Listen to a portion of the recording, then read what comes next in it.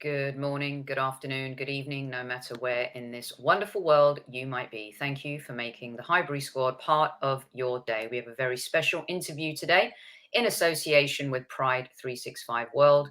An amazing guest. Let's go.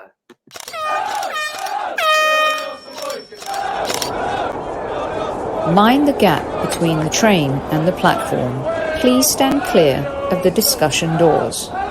The next stop is Highbury Squad.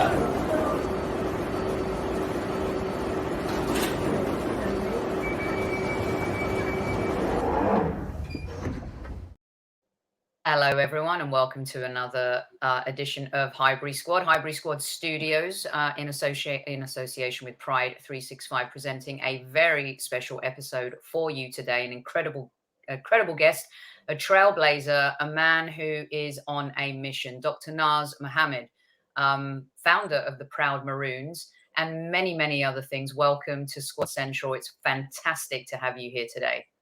Thank you. That's such a kind introduction. You owe me $50. Okay, I'll fund you after. No, it's well deserved, very well deserved. And I've been looking forward to our conversation. Our listeners will know we have talked about you, your organization on other shows, and many of our listeners have seen your story in the build up here to the World Cup. And we're going to get to the World Cup and we're going to get to all of that in just a little second. But your story started way before Qatar were awarded the World Cup 11 years ago now. And I'm just wondering, 11 years ago, were you here in the United States? Were you still in Qatar when that happened? So is that 2011? 2010, 11, yeah. I had just left Qatar in 2011. Wow. Yeah, I left Qatar to Connecticut to start my residency in 2011. So let's rewind even further, Dr. Nas, and talk about growing up in Qatar. I grew up in a Greek Cypriot family. My parents are from Cyprus, and they were very protective. Greeks like to wrap up their children in cotton wool, don't like them to venture too far out, and they want them to be safe. And that's a good thing, but it's also and can be a very suffocating thing. Despite that, I still felt like I had these freedoms to express myself and, play football or netball or hang out with my friends on my bike. What was it like for you? Tell us what it was like for you growing up in Qatar. It's really tough to communicate what's our community like for people that haven't been to Qatar, because even within the Qatari society, there are some social differences too between different sects of the Qatari community. There's the Bedouins that are super rural, more traditional, and then there are people that live in the cities, and people that live in the cities also have different social classes in a way. So even though it's a small community overall, it's still pretty diverse in a way. Mm-hmm. And to the people that live in the United States, like when I find myself here with somebody that asks me like how I was brought up, I tell them that I see a lot of similarities in how I was brought up to the Mormon community, for example, in the U.S. Wow. There are just so many analogies, even in the way they practice religion, and how close they are in a way, and you're either in or out. There are just a lot of similarities to draw, and there's also I was also when I did my fellowship in Pennsylvania, right? So I got to experience a little bit of the Amish culture, a little bit Amish community, and there are some similarities there too, actually, to that community as well. And the way I would describe the Qatar, if you're a Qatari, right, if you're from Qatar and grew up as part of the society, there is this inner scene, if you wish. There is this scene that even if you live in Qatar, you may not be exactly invited to see what it's like to be with us. People may not I didn't when I was growing up in the 80s and 90s, I never saw non-Qataris at a Qatari wedding ever. Like when I was growing up, it may have changed now. Like when I was growing up, I've never seen anybody that was not Qatari there. I haven't seen anybody that's not Qatari in any of the formal events we had. It was just such a closed society, right?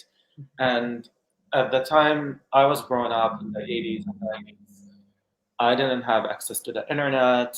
I only had, I come from a humble family, so I didn't even travel. I didn't have anything really to expose me to the outside world, if you wish. And Was the internet your parents' choice, or was that a monetary thing? Was it, I think it was just or was like, it a government thing? I think, yeah, I think it was like a government thing a little bit. Like we just didn't Right. really have internet. Like a lot of people, it wasn't common for people to have access to the internet at home. Um, I remember, like, you know, in high school, it was the first time I used a computer, really. Like, Wow. sat on a computer and used it. Yeah. So that was, yeah, it was different, right? And And you had and you grew up with siblings, yes, and connecting with your siblings growing up, did you feel the same, different? Did you get along? Were they there to help balance? yeah, And I'm talking even before maybe finding out or figuring out that you're gay. Um, yeah. was it So a happy home and childhood with your siblings? we had a lot of different journeys with my family.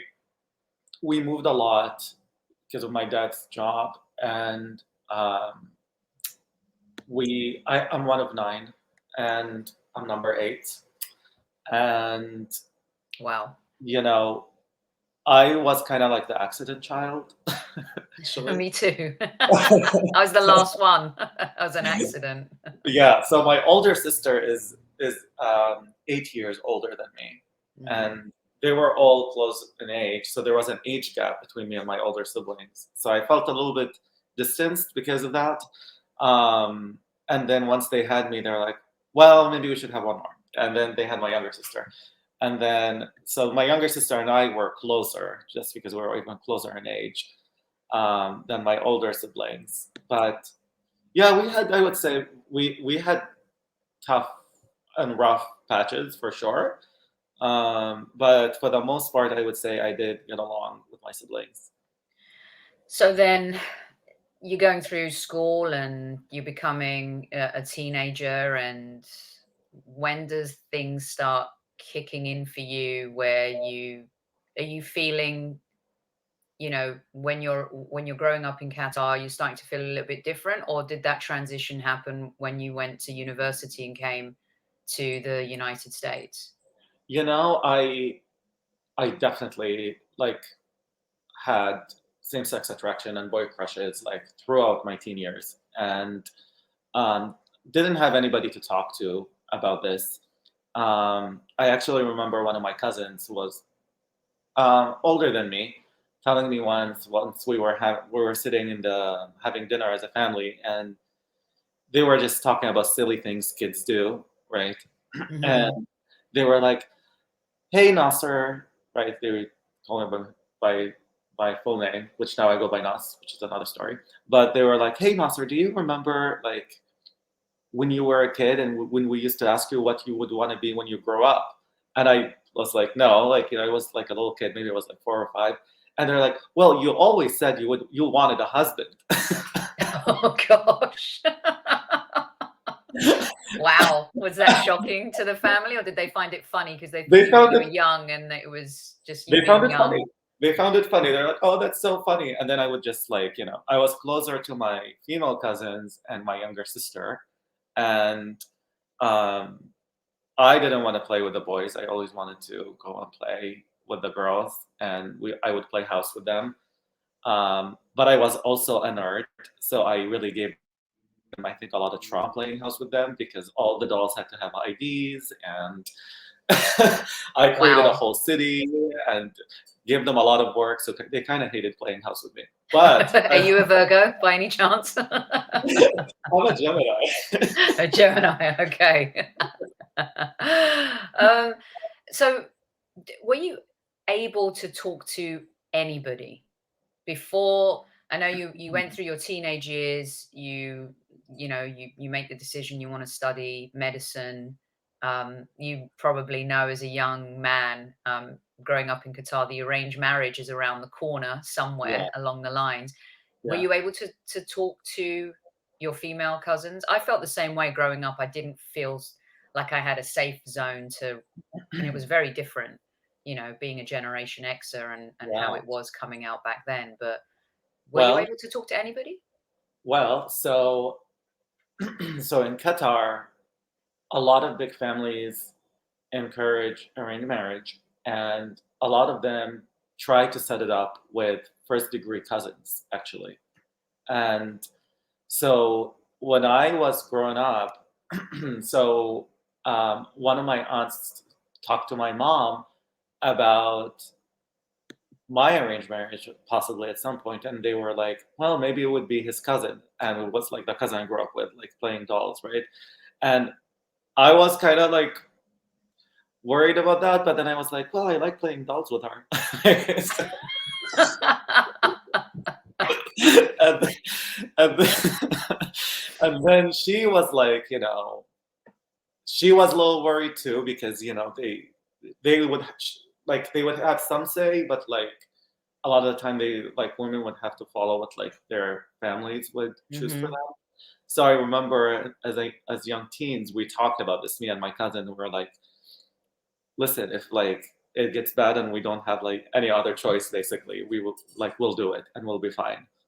You know? Right. And you knew you could trust each other to get through that if you had to in that Yeah, moment. There are other cultures too, like second and third cousin. I know back in the 70s and 80s, and I know a couple of Greek, third cousins. I think they go as far as that, uh, you know, from back in the day. But that must have been very scary and daunting. And do you feel like your studies and your eventual kind of path to the United States, I want to be overly dramatic here and say saved your life, but maybe it did in many ways. How do you go from dodging the arranged marriage and understanding, okay, I know who I am, and then yeah. transitioning your journey to the There were US? just there were just so many like unlikely moments, to be quite honest. Like I want to say that happened to me, and a lot of them aligned, and they just led to me being here. Hmm. And it's a combination of hard work for sure. Like I did work pretty hard, but also I was also lucky in a way. So I grew up in rural Qatar. It's like grew up in Said and then Al Wakra, and those two are 2 hours south of Doha, of the Hmm. capital, and they were pretty rural, honestly. Like at the time I was growing up, like from our house, tiny house, I could only see the desert, honestly. Like when I get out, like it was just really in the middle of nowhere. And um, when I was in school, I one year, like I feel like I had like I was trying to be a rebel. Like I was just so upset with so many things that were out of my control. We were from a Mm. poor family, and the only thing I had control over was studying. And I wanted to show that I can, be different, And I was like, I want to show I can do more than my siblings did. Because when I went to that school, rural school, the way I was received was, oh, here's another one from that family. It's going to be another loser, basically. My brothers did not do well in school. And I was like, you know what? I want to change that story for me. And I did really well. So I graduated first in that school. But then something happened because at that time, Qatar was trying to build an educational city. So they contracted with a lot of schools from the US to open Qatar Mhm. Foundation. It was done by the Sheikh Moza, by the royal family. And to prepare people locals to get into these universities and sit for their standardized testing, they opened a special high school that would then switch their curriculum from Arabic to English and start preparing students to do well to get into these schools. And they handpicked students from the country to put in this school. And Mhm. I just happened to pick that year to do well in school. So I was selected to then go to Doha Mhm. to go to that high school. And that's when I started how to speak English basically in high school. And and then so I was commuting an hour and a half every day to high school. Wow, there and back? Uh-huh. Yep. Wow. And so and worked pretty hard. I graduated third from that school, and then the royal family invited me and my dad to meet them, and we went there. We had dinner. What was that Um, like? it was like really crazy, you know. It was just extra, you know. I can It, imagine how extra you're talking.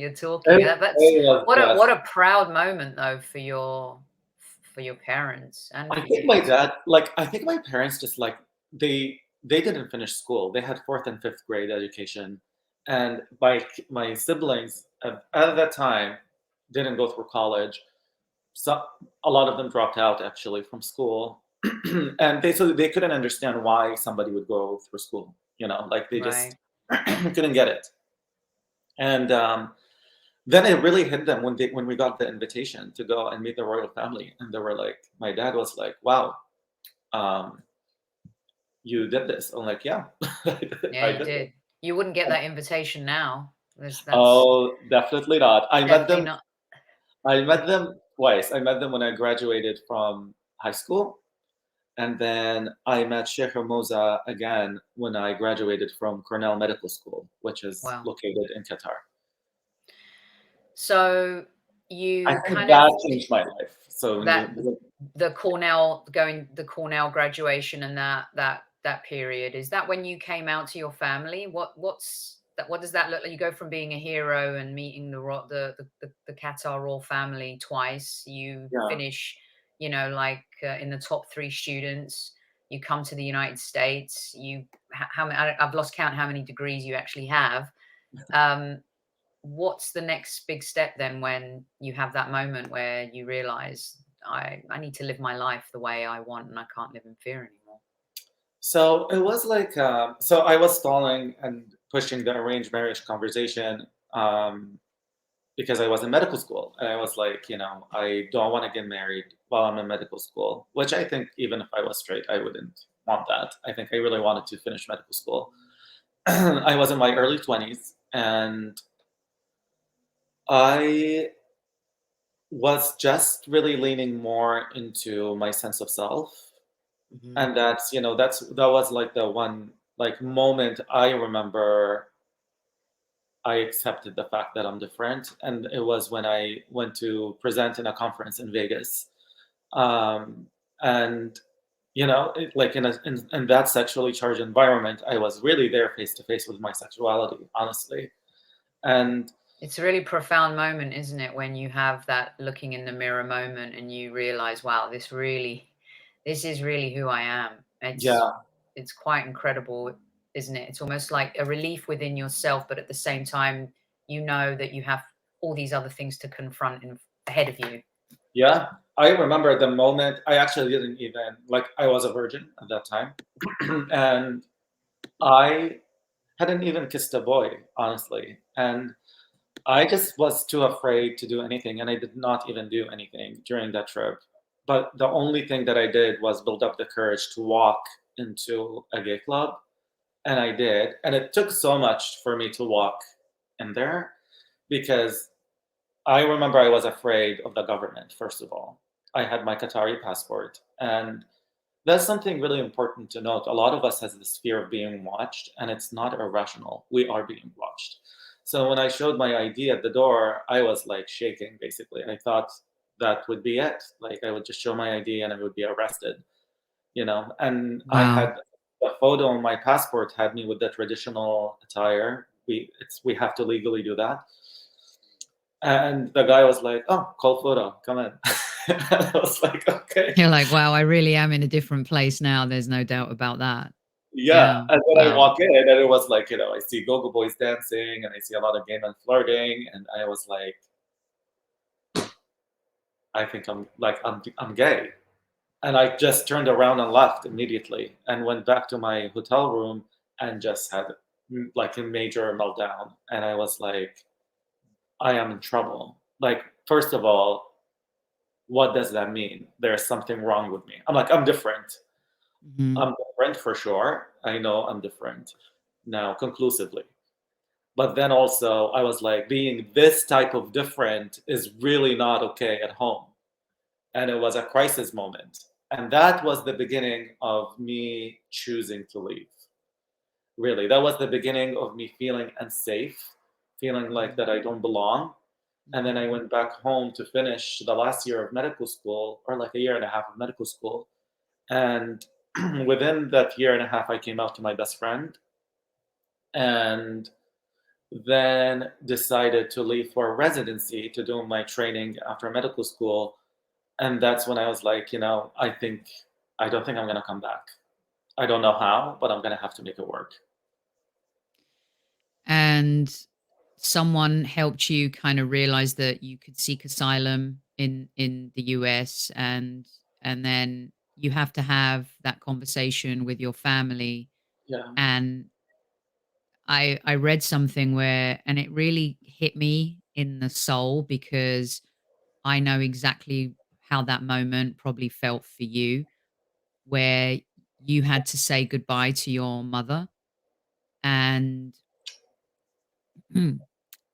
I don't think people realize that I lost my parents for 8 years of my life when I came out. We have a much better, healthier, amazing relationship now, but I don't think people realize how hard it is to lose your parents when they're still alive. yeah. How was that for you? Um, it's hard, Um, you experience a lot of guilt, right? You feel like Mhm. that you have failed. You have failed at being there, right? You have failed at being at home. And gosh, now just like that moment is just still really hard for me to lean back into because it was a moment where I just couldn't be home, you know? Do you have a relationship with your family now? I don't. No. That was the And beginning of the end of that. I came out to them in 2015 when I decided to file for asylum. do you think you'll ever have a relationship with them ever again? Not while they live there now. Now I'm like really considered like a political enemy, basically, right? And like it's really not safe to have any relationship with me. How does that feel to you to know that you are kind of like a public enemy number one with your own country? It just feels so dumb. It feels so like honestly, it feels dumb. Like I'm not trying to take anything away from anybody. I'm just asking for us to be safe at home. And for that to be such an outrageous ask is just, I don't get it. What Let's fast forward then. So you've got a very going through this process. I can't imagine. I mean, everyone has their journey, and you know, um, it's so funny because you say this and you feel like you sound kind of like immature for saying it, in the sense some people just still don't get it. It's like gay is not a choice. It's who you are, you know and you're so talented, and you've come here and made a life for yourself. I mean, you do incredible things. And I don't know if people know, but in your clinic in San Francisco, you offer free medical services to the LGBTQ community. You're a trailblazer, you're an activist, you're doing all these amazing things with love, and all based on love, the love of where you came from, your country, your people, trying to kind of change things the way other trailblazers before you have come. So when the World Cup, before the World Cup, you reached out to people at a local level because you can't find the gay community in Qatar. Can you talk us through that a little bit prior to when that journey to really kind of get stuck in and help people on the ground who you know are there probably suffering internally and not being able to live their lives externally? When did that part of your journey begin? That started like maybe in 2018, I want to say.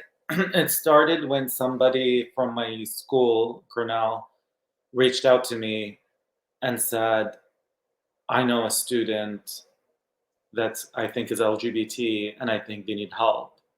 And then I started supporting that person and just kind of really providing emotional support, but also just telling them about my own journey and kind of helping them through their own, like navigating options for them, kind of like a friend, but also just giving independent advice.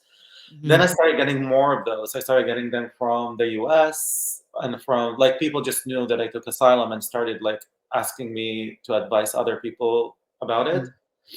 And then a physician here used reached out to me. He works for Rainbow Street, which is an organization that helps people in the Middle East escape to safety when their life is in danger.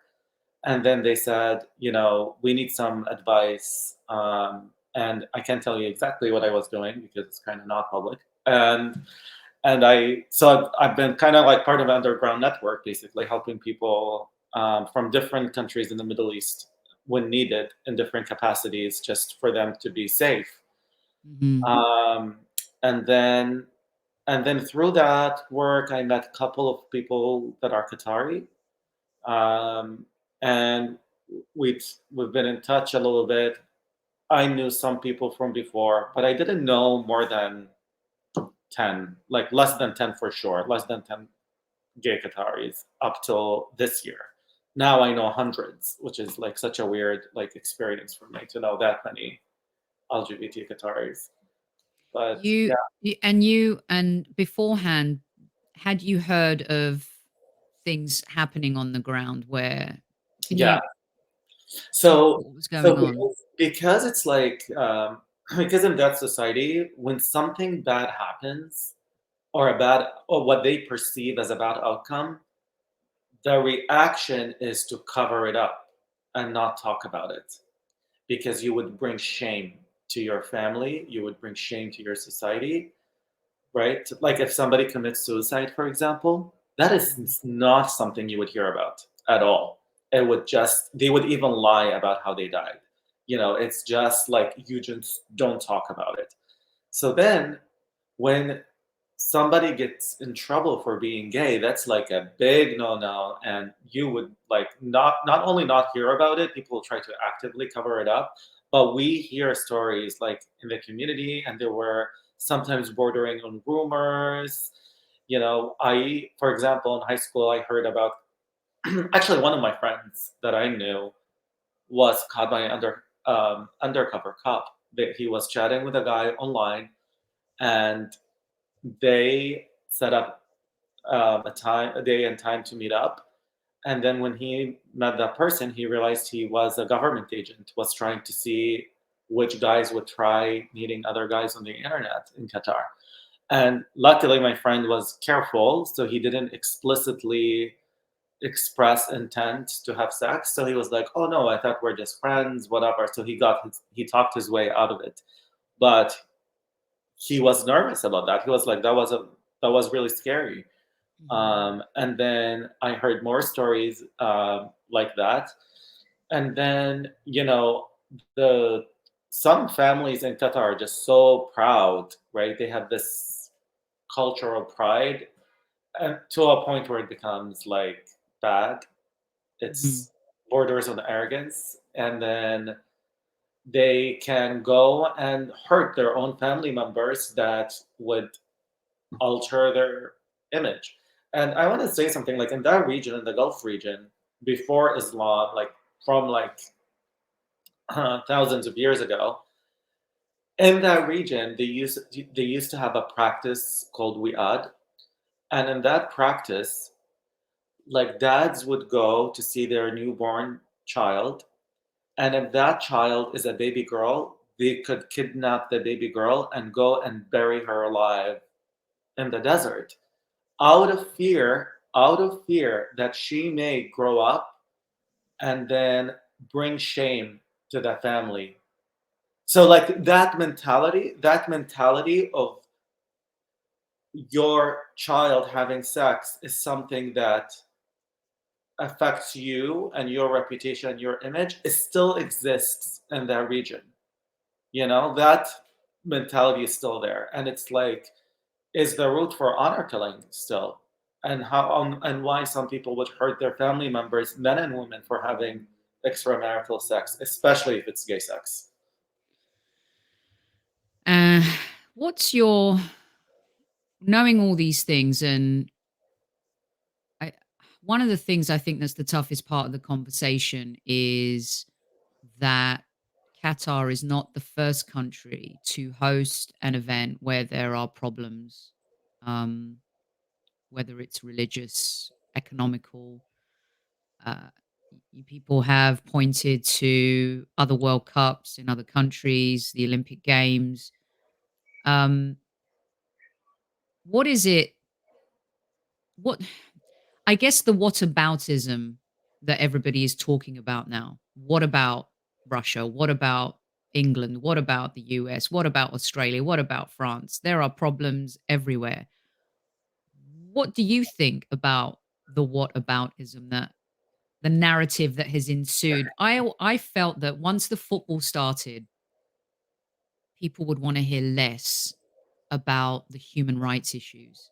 Yeah. I don't know if you feel the same way, but how do you feel about the whataboutism stuff in It comparison to just that? tells me people are, it's not their life experience. So they're just talking about it like an idea. They're not talking about people. And, I was drawing this analogy, and I really want to like spend maybe 5 minutes if I can, just drawing an analogy to how I'm experiencing like the World Cup in Qatar.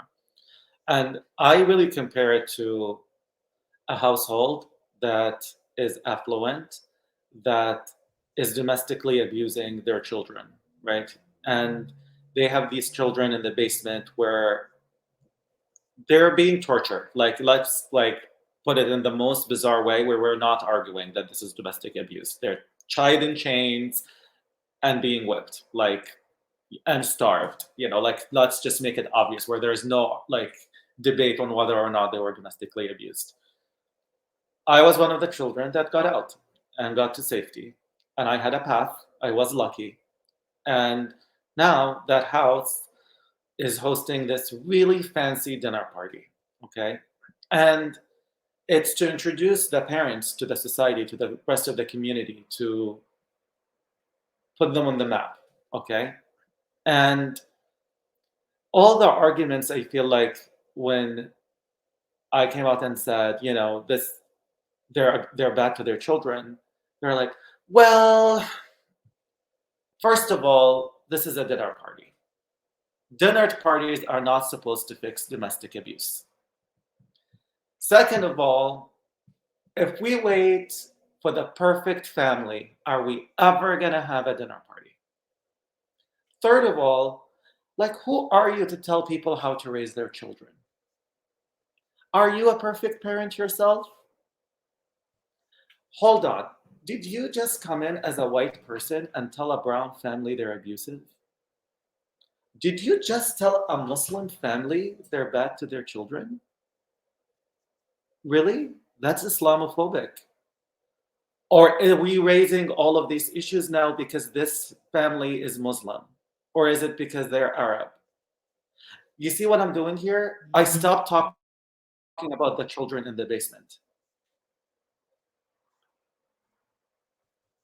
We're taught, that's what's going on. We like moved from the people and got into these philosophical debates, and then in the middle of this mess where people are just like, And then there's just so many, oh gosh, I can keep going with this analogy. Like then people are coming in, once they hear this story, they have their own vested interest in that dinner party. They're going to make some money. They're going to make some, it's a big party. That's where you're supposed to be. Well, as long as our kids are fine, are the children we bring going to be okay? If they're going to be okay, then that's great, because that's what's going on right now, basically.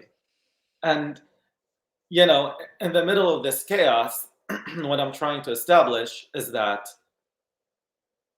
if one of those kids come out and say, I need help, don't say, oh, we know your parents, they're fantastic, they had all of us there, let's take you back. Don't do that. Don't do that. Okay? Because they're not okay. And in that noisy dinner party, trying to sneak in some phone numbers to them so that if one of them wants to get out when they're not okay, they know who to call. And then at the other end, I'm trying to make sure they're received. So the whole thing about why this house, well, to me, it's where I grew up. And to me, there is less knowledge about the children in my house than there are children in other houses. And that's why I'm speaking up. And for all the people that are coming in, participating in this conversation, to talk about the children in the basement, why are you talking about it? What are you going to do about it? Are you talking about it just to engage in philosophical debates? Because frankly, as a kid that grew up there, I don't give a shit about your opinion. I just don't. Like, you can think about it all you want. You can have any opinion you want about Qatar, about religion, about LGBT people, whatever opinion you want to have, you can have. I deserve to live and I deserve to be safe. Whatever you think, I still have to live. And that's what I'm talking about. I'm not talking about philosophical debates. I'm talking about real people wanting to have a shot at life. Basic human rights that you deserve as much as the straight man standing next to you or the single woman or whoever. Everybody, every human deserves the same in this world.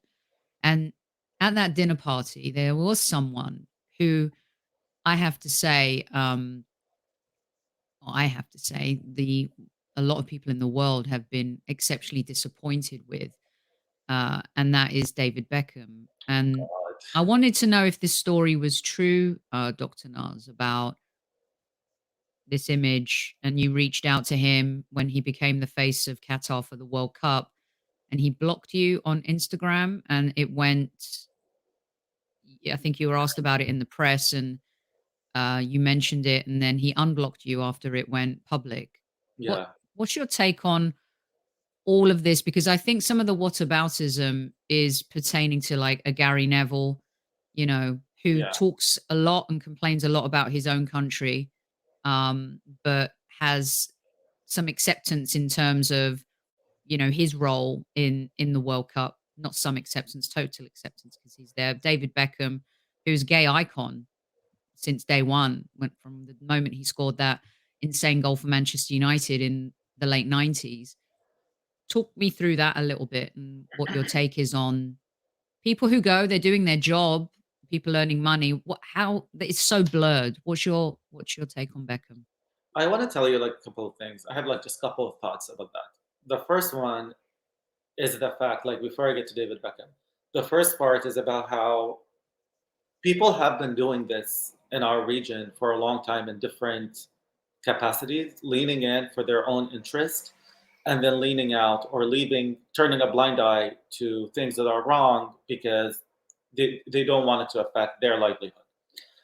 An example that I had growing up, I'm not going to mention a lot of details, there was a foreign person who was an expat that was living in Qatar. And they got to learn more about a lot of us in Qatar. They actually somehow got into the gay community in Qatar. And they also knew me and a lot of people that I went to medical school with. And They were just really fascinated by the Qatari culture, and they just got to know us for years, many years. Then I told them I'm gay, and they were afraid for me too. They were like, "Whew, like this is really not gonna fit where you are," basically. And then I had this whole thing about like leaving, and then fast forward, I needed to defend my asylum case. So I reached out to that person and I was like, hey, there are no like reports on what happened to us in Qatar, but I know you know a lot of information. Would you write me an affidavit to support my asylum case? And they're like, well, you know, I really just don't want to get in trouble in any way. We have really good livelihood here in Qatar. We have a comfortable life and a really good job. Good luck to you. Right. So that's now, luckily, I won my asylum case. I'm here. They're still in Qatar, living their fantastic life, living in a beautiful home, benefiting from an amazing job. And yeah, that keeps happening on so many levels. And now back to David Beckham. This is like the big unapologetic display of this, because when I came out to speak, I have no platform, right? Like I'm one person. I didn't have a PR and marketing and financial backing, and I'm literally just there trying to get the story out. So when I was trying to look at ways that are effective to get the story out, I was like, maybe I should reach out to the PR face of this World Cup, David Beckham. He's paid tens of millions reportedly to do their PR work. And then I'm seeing his PR work combined with his reputation in the gay community. And I was like, this is really like wrong, right? Because if somebody, like going back to the analogy, if somebody says, I am the savior of children and I help children everywhere, and then you go and promote the dinner party for that household, people will assume children there are safe, right? And that's wrong. That was the damaging part of his work. So I was really trying to get the story out and was not successful in getting their attention. So I wrote them an open letter and I sent it to all of his teams, right? He has like so many, I sent it everywhere that I could. And his PR lead, Shires, I think it's Victoria, maybe Shires, and then she reached out to get a copy, so I know she knows, and I know she's on my Instagram checking my stories, so I know she knows, and they got it, and they just ghosted, and then after they ghosted, I published a letter in the Independent saying, you are crushing hope for the LGBT community and you're challenging our plea to asylum with your PR work. It was a very strongly worded letter, published it in the Independent. And then shortly after that, he went to have a party at Aspire Academy. And I published two things about that. So at Aspire Academy, he was like, oh, this place is perfection, blah, blah, blah, blah. There was another instructor at the Aspire Academy that literally had a video series about how to aggressively reject the LGBT community. And that was only in Arabic. And then David Beckham was at the same facility promoting it. So I tagged them both in the same post. And I said, you two need to, these two versions need to merge. And that they both blocked me, basically on Instagram. And then I published the story about that instructor in the Independent and put it in the Metro newspaper that I can't access David Beckham's account anymore on Instagram. And once that made it to the news, they unblocked me. I'm sure it's his PR team because they're trying to minimize how tragic what they're doing is. And, there are many, many people right now that are leaning in that region and they're trying to have, they're trying to have it both ways. They want to go and have the benefits, the connections, the money, and then PR manage the human rights issues. That's what's going on. That's incredible. And it's evident that there are many people who are disappointed in a few ex players or journalists broadcasting teams. And it's really tough because there are people that don't have the means Beckham has, who have to go there and work the World Cup and earn their crust, Dr. Nas. Yeah, It's yeah. not easy. Do you feel like if a journalist who's just trying to make a buck and goes there to cover the World Cup, it's their job, um, how do you feel about that layer? Because some don't have a choice, but at the end of the day, they do. Not everybody went, and not everybody has to go, but some people have to live, and if Yeah, they don't go, they don't have a job. exactly. I know. And I know some of them actually, some have been in touch with me and they've been trying, for example, to speak about me. And some of them they couldn't. That journalists would push and then their producers would be like, we're not doing this. We're not talking about that aspect. So sometimes the journalists themselves are truly stuck. They're trying, but then their producers Mhm. push back. And, it's like this weird place where like Yeah. some hands are tied. What did you think of the One Love armband situation? It That felt whole thing, that gone. whole thing, that whole thing is just like it's like going back to that dinner party. It's like coming in saying wearing armbands saying we love children. Great. I'm really glad you love children. Now what? Because Do you think England should have worn the armband? Do you think it would have at least said, maybe what you and others want is "F you, we're gonna do what we want, we're wearing the armband, and we'll take the consequences and the punishment for it"? I don't know. I feel like almost rejecting it was a better outcome because really shows the point I've been trying to make that Qatar is really homophobic. So point is Right, made. You know what I right. mean?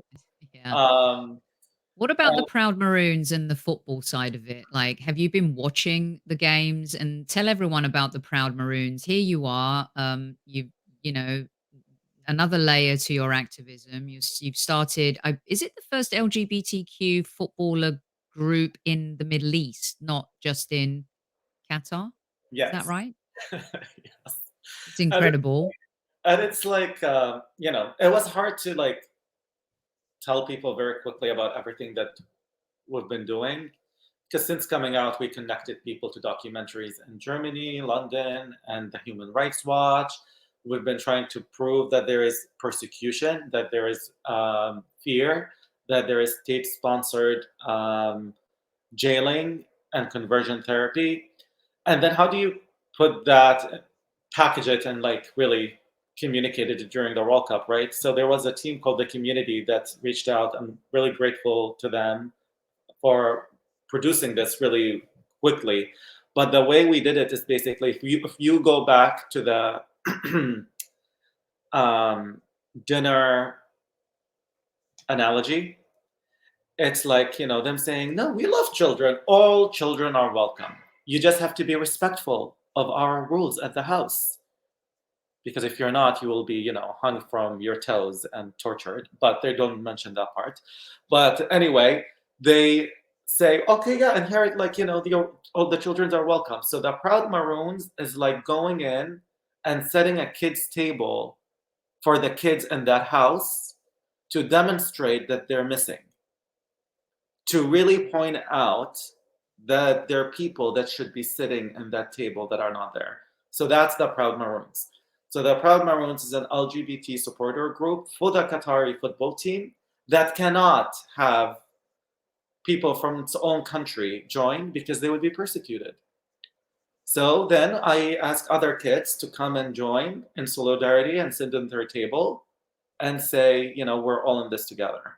So that's the idea of the Proud Maroons. It's just like an awareness campaign. And it's a fundraiser for the foundation I started, the Alwan Foundation. And I'm assuming you've had, like you said, everyone that follows the Proud Maroons on social media or engages with them is outside of your own country. Yes. What are you learning about what's happening during the World Cup? We've talked about what's your what are people saying to you about what's happening on the ground? I mean, there are a lot of people there who are having a good time. Yeah, And of course, the Human Rights Watch report on the workers as well, and all of those things. But in the end, once the spectacle begins, the fans go, they eat, they drink, they enjoy. They've worked hard to play hard, and yeah. they are there to enjoy something that only happens once every 4 years. Obviously, the juxtaposition is all of the other things going on. What are you hearing about this World Cup on the ground? Truly, how it's being received, how people are being treated. So it really is empowering hate speech from my perspective for the LGBT community. So they have these, like, it's hypocrisy. Like, for example, they say, keep politics out of football. Like, that's their narrative, right? But then in reality, they are allowing the politics that they want to be shown. For example, when Iranians went and raised signs about like women and freedom on the stadiums, they were taken out aggressively. And a lot of them were pulled aside. There were tons of videos about how abrasive, like they were with them to just take these political signs down. But then, if anybody holds things to free Palestine, that's allowed. I mean, that because that's something that they wanted to push and they agree with. So that political statement is allowed, but that other political statement they disagree with is not allowed. So that's oppression of speech. Okay. And that's number one. Number two, now when you go into the gay LGBT issue, I mean, you heard about so many incidents, right, of them asking people to leave, having people throw their rainbow flags in the trash, Yep. and then people wearing armbands asked to leave. At the same time, there is an anti-LGBT campaign in the Middle East called Fitra, which means natural instinct. They literally have like straight people flag. It's blue and pink. And they say their slogan is there are only two genders and only these two genders can be together. And then in the stadiums, they would be holding these signs up with the colors and with their hate speech. And that's allowed to stay. They're not going to take that down. So, it's not really about, like, we've been gaslit basically about their stance. This is political, whether you like it or not. And there are oppressing speech to allow only their political views to be shown. And As an English person, I was born in England of Greek descent. I was disappointed with England took the knee and didn't wear the armband. That's where, for me, the rubber met the road in terms of, wow, okay, so and the fight for racism is yeah, fundamentally important, and look how far yeah, we've come, but how far yet we have to go. But I felt like it was saying, we're going to support this, but we're not going to support this, just to kind of riff yeah. of what you were saying. Because to me, although the armband gesture on its own is not going to bring resources and help to us directly, Yeah, at the correct. same time, like it's such an important message because it says your abusive treatment of LGBT people is not acceptable, and it's not something that we will accept in the name of culture and tradition. But then they did. So that did hurt, actually, like for them to not wear it. But it did prove a point for us that Qatar is truly I homophobic understand where you were coming from on that front, 100%. And it because can work. It can work one way, for you being from there, having lived it, breathed it, it, and a different one for me, having been born in London, for example. yeah, Of Greek parents, I can see it. And that's the beauty, though, isn't it? Is like we can see things differently, agree, disagree, have conversations. And I'm wondering what the conversation about Qatar is going to be once this is all over and done with. When the I world hope there is leaves, one. I hope when there the is one. when the world leaves, Dr. Nas, what's the legacy? I think from a football point of view, the legacy will be, well, whoever won the World Cup. But what is the overall legacy of this World Cup, do you think? I was really It's going to hoping be. I was really hoping, and I did pitch this to different football teams actually, and I tried to engage with FIFA, but they didn't even. That's a whole other thing. But I was trying to tell them for LGBT rights, it would be wonderful for this World Cup to lean in and out, giving the local community a voice and a platform. Let us fight the fight, but help us have a voice. And that's what I was trying to do with the charity, because there's no LGBT charity that focuses on that area. So I pulled one together last minute and said, hey, here is a way to support it. I mean, I can't do it on my own. If you support it, that could be your legacy of being there, like coming in and giving people a voice, so that when you came in with your massive global platform, you didn't cover up our abuse. Like when you came to that dinner party, you didn't try to hide that there are children in the basement. You open a child protective services agency.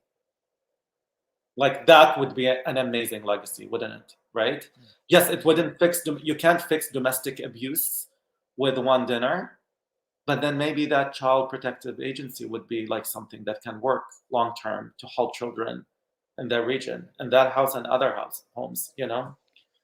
And the same way new laws have been passed, and you can tell me if this is fact or fiction. ESPN did a documentary on the human rights, report and the workers, and how laws since the construction of stadiums started has evolved and changed and come into law. And I Yes. guess you just want the same for the next step would be to do the same for the LGBTQ community. Yeah, nothing unfortunately changed for us. If anything, I'm actually worried about local retaliation post the World Cup. Kuwait started something which knowing how the Gulf countries work together, I really think is a thing they're all doing in Which is collaboration.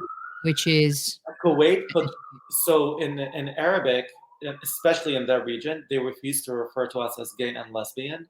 They like to refer to us with a term called shad or shada, which means sexual deviant. And they actually refuse to use a less abrasive term because they think it's too tolerant. So Kuwait started a campaign sponsored by tons of NGOs and charities, and they put these big billboards in highways in Kuwait saying, he is not gay. You are a man, and he's a sexual deviant. And then they have the female version of that too, and it's all over highways in Kuwait. This just started this week, and in a way, it kind of like takes some heat off from Qatar about the homophobia and kind of diffuses it a little bit. But that's what they do. So like, I think there's like now going to be this coordinated effort to crack down, basically. well, there's no terminology that angers me more than the sexual deviant one. And to make people think that, the way you see your fellow man, someone who was born in the same country as you, as an animal, in your opinion. And by the way, animals are beautiful, but that Exactly. that terminology is so degrading and so disrespectful on many, many fronts, and to be called that or compared to something like that. I don't think people realize as a human being how Yeah. hurtful and It's how like, that impacts someone. listen, like it's not like on the first day of this World Cup, there was a shooting in a gay club in Colorado. Yes. And hate speech like this that we're seeing, dehumanizing a group of people is the first step you need to then take a step like they did in that club to come into our spaces and terrorize us and kill us Same with because Orlando, same in yeah, other places in the world where horrible, horrific things like this have happened. And our focus today has been on Dr. Nas's story and Qatar. And that's not to say that we don't identify and realize that there are issues in many, many different parts of the world, and we are tackling them one step at a time. And the reason why we're talking about Qatar, of course, it's the centerpiece of the universe right now. The World Cup is happening there. And, FIFA have a lot to answer for themselves, but we'll leave that episode for another day, and hopefully you and I can have a follow-up conversation after things settle, Dr. Nas, after the World Cup, just to kind of touch base and see how things are going. What message would you like to leave people with if you walk away from today's interview and think, oh, I wish you'd have asked me this or I'd have said that? What would that be? Um, I just really want, like, there are going to be many different people listening to this, right? Some of them will be from Arab countries too, and we're, I know we're all fighting.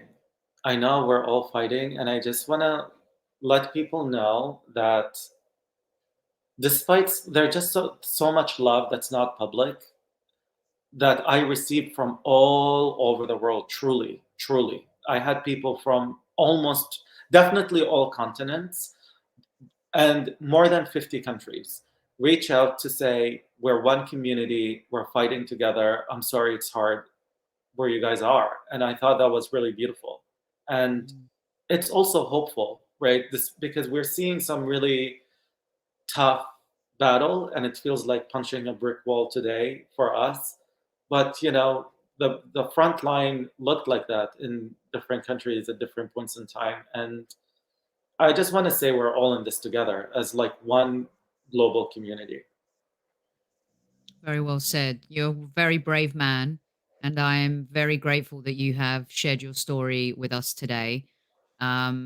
Huge thank you as well to our friends at Pride 365. Go follow them. Their Facebook book page is amazing. They're doing great things working with brands to make sure LGBTQ community workers, employees are looked after 365 days a year and not just on the week of Pride. And that they're setting a great example for building a culture that is safe and enjoyable for all people. And of course, please go follow the Proud Maroons. Give them a follow. You can follow Dr. Nas here as well. And let's continue the conversation. Without conversation, nothing really changes. Dr. Nas, thanks again for joining me today. Thank you for having me.